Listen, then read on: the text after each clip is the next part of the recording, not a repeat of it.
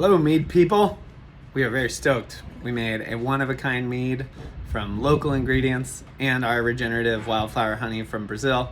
One day we'll get regenerative wildflower honey locally, but that day is in the future. For now, we're doing what we can with what we got.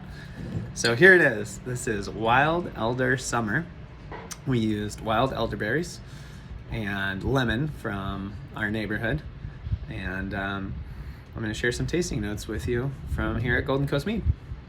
So the first note is like this wild, rich berry. And your first sip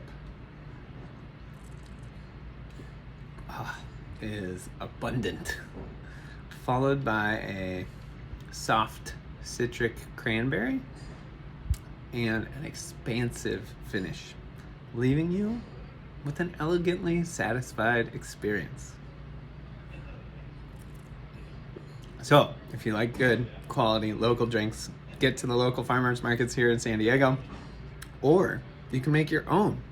Just take about 16 ounces of our dry wildflower mead, take a handful of elderberries if they grow locally near you, rinse them off, let them dry, throw the 16 ounces into a pint-sized mason jar, put the handful of elderberries in there as well, and then about an eighth to a quarter of a lemon.